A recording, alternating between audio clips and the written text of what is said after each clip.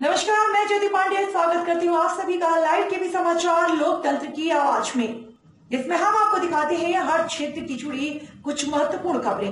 तो चलिए शुरुआत करते हैं कुछ खास खबरों से। उत्तराखंड के इस पावन तीर्थ स्थान पर हुआ था शिव पार्वती का विवाह। शिव पार्वती के विवाह का साक्षी है त्रियोगी नारायण। जनपद रुद्रप्रयाग की पावन भूमि में स्थित त्रियोगी नारायण गांव में श्री नारायण को समर्पित श्री त्रियोगी नारायण मंदिर की महिमा प्राचीन काल से परम पूजनीय है।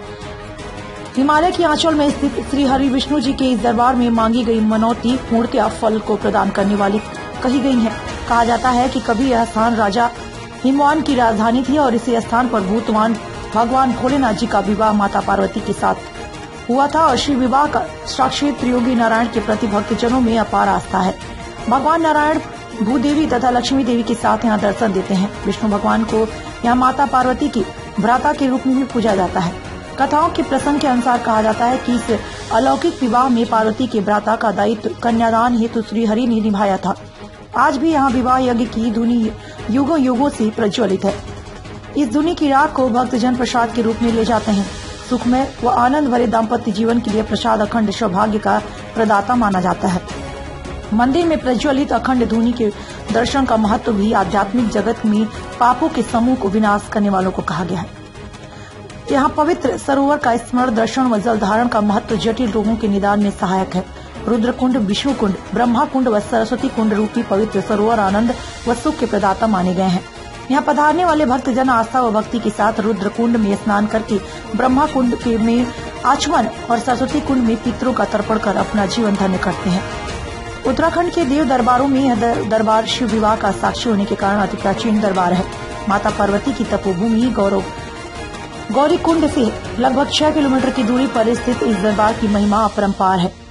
त्रियोगी नारायण मंदिर बाबा केदारनाथ जी के मंदिर की स्थापत्य शैली से काफी मिलता जुलता है, जिसमें हिमालय की गोद में स्थित श्री त्रियोगी नारायण मंदिर की महिमा का पुराणों में बड़े सुंदर शब्दों में वर्णन है।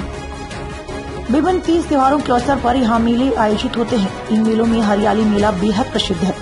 स्कंद पुराण के केदार खंड के 43वें अध्याय में त्रियोगी नारायण आश्रम का बहुत ही सुंदर वर्णन मिलता है। स्वयं महादेव जी ने कहा कि यह उत्तम क्षेत्र है। केदार मंडल के इस क्षेत्र में जाने पर मनुष्य विष्णु स्वरूप हो जाता है। त्रिविक्रमा नदी के पश्चिमी तट पर नारायण नामक इस सुंदर तीर्थ के दर्शन मात्र से विष्णु भक्ति बढ़ने लगती है।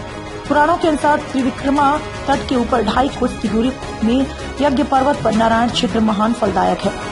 वहाँ ब्रह्मा आदि देवताओं ने विष्णु पूजन में मन लगाकर हवन और नैवेद्यों से उनका यह पूजन किया था। त्रियोगी नारायण में महान मुक्तिदायक अग्नि नित्य दिखाई पड़ती है। गौरी और शंकर का शुभ विवाह स्थान होने से यह तीर्थ परम पूजनीय है। तभी से अग्नि यहाँ नित्य प्रज्वलित है। पुराणों में कहा तो यहाँ तक गया है कि करोड़ों पापों से ढका हुआ मनुष्य जहाँ 10 रात उपवास करके श्री हरि का भजन करे तो उसे अभिष्ट सिद्धि की प्राप्ति होती है और देह त्याग के पश्चात वह पवित्र होकर वैकुंठ धाम में जाता है। धन्यो भवति लोकेषु नरः पाप अर्जिते भस्मनो धारणम कृत्वा सर्वदेवमयो भवेत्। ब्रह्माकुंड नाम के जो परम दुर्लभ तीर्थ हैं, कहा गया है कि उसमें स्नान करने से ब्रह्मलोक की प्राप्ति होती है। यहाँ के हर कुंड एक महातीर्थ है, जिनकी महिमा का वर्णन पुराणों में विस्तार के साथ पढ़ा जा सकता है। रमाकांत पंत की रिपोर्ट। हमारे साथ फिलहाल खबरों में इतना ही। आगे खबरों का सिलसिला लगातार जारी है, तो देखते रहें लाइव टीवी समाचार लोकतंत्र की आवाज। फिलहाल के लिए मुझे दीजिए इजाजत। नमस्कार।